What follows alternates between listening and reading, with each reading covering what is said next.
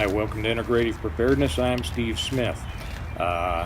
We wrecked the microphone and wrecked the tripod both, so my cameraman, or my director, is now my cameraman hand holding it, and I'm going to try to talk loud, but I don't like to talk loud, so we'll see how this works.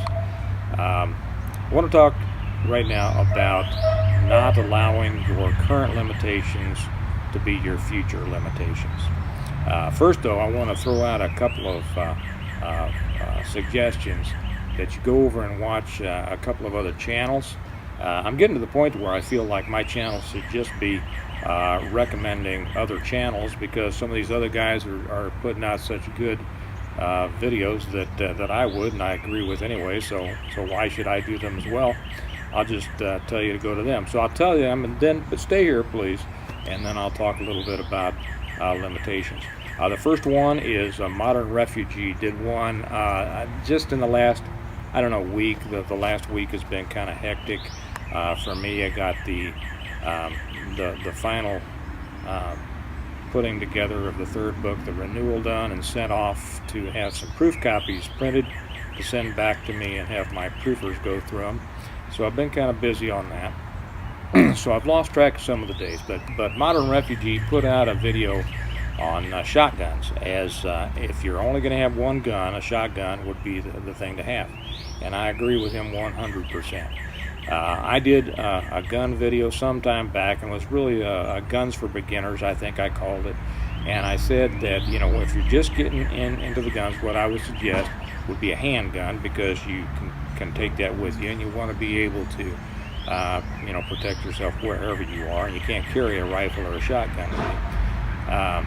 And the second would be a shotgun. But if you can only have one gun, a shotgun is definitely the thing to have.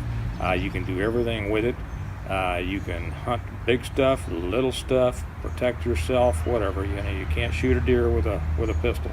You can't shoot birds with a pistol unless you're a lot better shot than I am. But a shotgun can do it all. I also like the way that Modern Refugee and some of these other guys, they come out not trying to be so tactical. Okay, I've had about up to here with all the tactical stuff. Most of the tactical stuff are from well, I was almost unkind there. Let me just say that I'm not all impressed with the tactical stuff. You know, I used to kind of make fun of you know, paint it black and call it tack.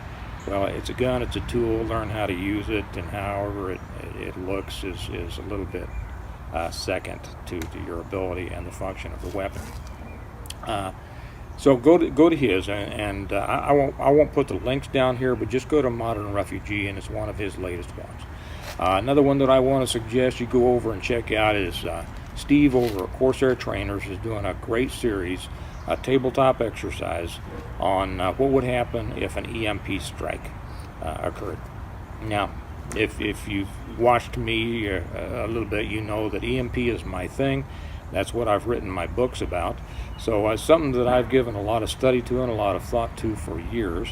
And a lot of people out there putting out some videos about EMP don't exactly have it right. They're kind of new to the situation, and it doesn't mean, you know, I'm not slamming them, but I'll simply say that Steve is doing an excellent job over there at Corsair Trainers of doing a step-by-step. What would you do right now if an EMP hit, and taking that through. I gave him a great compliment on his website, or I'm sorry, on his channel.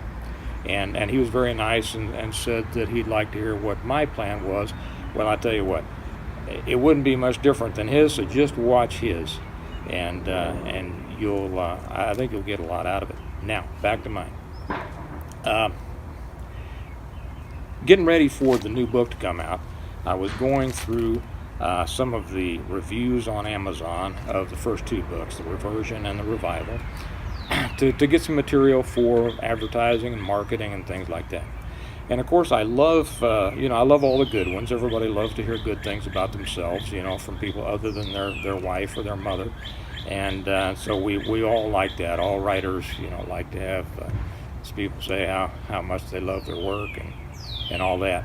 So I do. That's what the ones I go after naturally, to look at so for quotes and things for advertising and marketing. But I also look at the ones that are not exactly glowing, shall we say, not the 5 stars. And I've had a couple of real doozies. People that there was a lot of venom in these things. It seemed like there was personal hatred in those, and I discount those because I guess everybody's going to have those. But kind of somewhere in between were some reviews that made statements like, well, I don't think that everything could work out as well as he makes it in this book. Things just wouldn't work out like this. Whatever it is. And that tells me about the limitations that those people have in their minds. Now, there was any number of ways that a writer can approach a book, approach a story, and you choose the one that you want to write about. And you can write, how everything's horrible and people turn into cannibals and stuff like that. And I'm not saying that wouldn't be realistic, but it just wasn't what I wanted to write about, because I think there's going to be a number of different situations that would arise out of a catastrophic collapse like that. So I chose to write, as I've said before, from the perspective of a person who was very well prepared, who had put a lot of thought into it, and who had a lot of resources for which he had worked over the years. And then somebody else would say, I remember one in particular, not everybody has a group or a bunch of friends who are ex-cops and special operations people. And that's true. I'm sure that a lot of people don't. But I'm not writing about other people's lives. I'm writing about mine. Everybody in my books are really based on people that I know. But what that brought up to me was the fact that the people putting in those reviews, and thank you very much for buying the book and reading it, and you enjoyed most of it, except for you didn't think that these things would work. That they had this idea that their reality, that their level of reality, was the only level of reality, and they weren't going to get any better or more prepared or whatever than what their current understanding was. Now, there was one scene, and I'll have to say this, there was one scene that I wrote in the Reversion that would never happen the way that I wrote it. And that was, if you're familiar with the first book, it was the raid on the school. It would never go off that smoothly. I don't care how much you practice and train. And that's what I should have put in before, that things go amazingly well for people who say it never would go that well. Things go amazingly well when you practice and train. Okay, anybody who's ever been on a team, whatever kind of team it was, that if you practice together and you practice a situation or a scenario, that if you go up against just a bunch of folks who haven't practiced and don't understand it, well, you're gonna do very well, and that's why you do. But anyway, back to that one scene. It never would have gone off that smoothly in real life, but had I written that like it really would have happened, it would have taken me another 50 pages to explain everything. It would have gotten into combat. It would have gotten in, and it would have bored me to tears to write it. And I don't know, maybe some people would have enjoyed reading it, but it just wasn't where I wanted to go with it. Other than that, however, what I write about in these books is simply the product of preparation and planning. So I'll throw in one other thing here too. Right when the Reversion came out, the first book, my wife, I saw that there was a preparedness group somewhere in the area. I won't name them.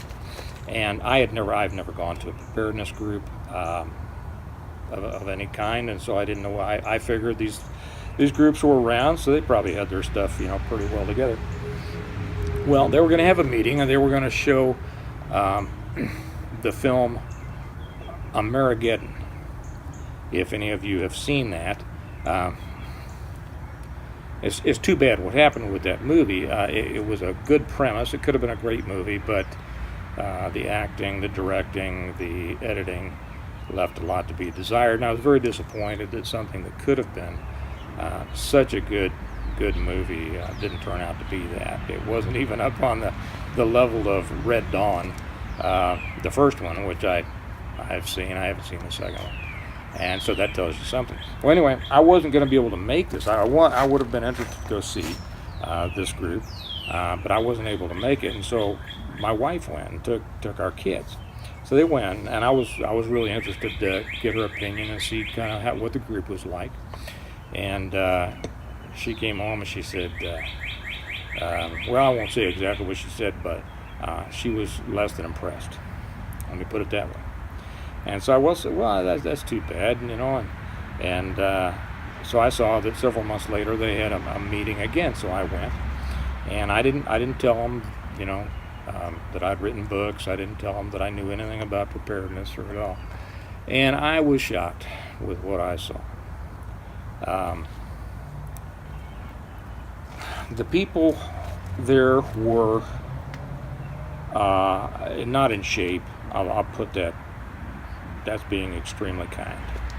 They were not in shape. They would not have been able to run to the end of the block if they were either chasing or being chased by someone. Their level of knowledge was rudimentary at best, and that's being very kind. I would compare it to going to a convention on theoretical physics and seeing people sitting around with a superior kind of, I call it the arrogance that only comes from inexperience and ignorance. There's a certain kind that the people that learn a little bit about something, they think that's all there is to know, and boy, they're all, they're it. But anyway, this it's kind of like going to, like I said, a convention of theoretical physicists and watching people say, well, 2 plus 2 is 4, and everybody nodding, and then another says, yeah, but you have to also realize that 3 plus 3 is 6, and that was kind of the level of knowledge that seemed to be in this group.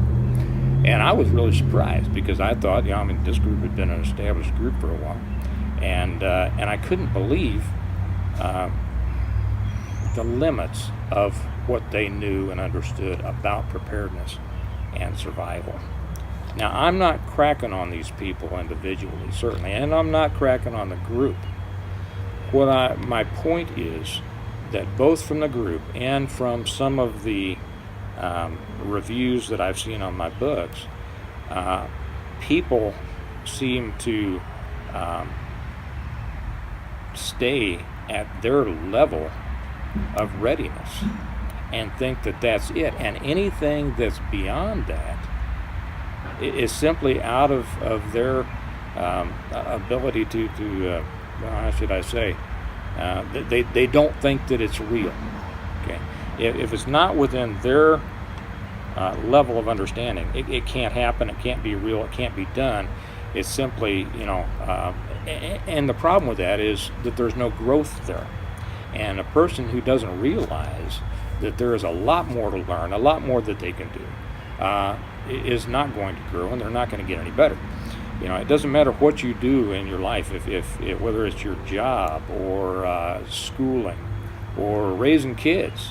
If you don't get better as time goes on, you're a failure later on. At first, you're confused. You don't know exactly what you're doing, but then you start learning, and that's a basic expectation of life, that you continue to develop and you continue to learn. And so that's what I've seen. I've kind of been disappointed in many of the people that are involved and interested in preparedness, that they don't seem to push forward to learn more, to experience more, to practice more, to train more, to understand more. And so that's basically my thought for tonight is simply, don't let, wherever you are in your journey of preparedness, or your understanding, whatever, don't let your current limitations stay and become your future limitations. It shouldn't. The story that you read about in my books, in the Reversion and the Revival, and the Renewal will be coming out here in about a month, there are people who are exactly this prepared. And the scenarios that I think about and that I put together are the products of my, doing a lot of thought on, okay, what would happen? What would be the result of this? And what would happen here? And what would happen there? So, I'm not saying that you have to, fully accept that the scenarios that I put forth in my books are gospel. None of us know what exactly would happen because it hasn't happened, and we haven't been through that. But the more you know, the more educated you are on issues, and the more experienced you are, the better you're going to be able to make some kind of projection on what might happen and how you might be able to respond to it. So, wherever you are right now, be determined to get better. Get better prepared, become better educated, become more knowledgeable, develop your understanding of these things, and make your future better than your present. And remember to go over and check those guys, those other channels on those particular videos for Modern Refugee and of course our trainers, because you'll get a lot out of those too. So thanks for being here today. Probably going to be a busy week for me because my proof copies will be coming in, and then I'll be getting them my proofers, and we'll be going through the last bit of finding all my mistakes before we make it available to the public and giving the final okay for the renewal to come out. So you all have a good night, a good day, whatever, and remember that we prepare well today in order to live well tomorrow. Thanks a lot. I'll see you later. Bye-bye.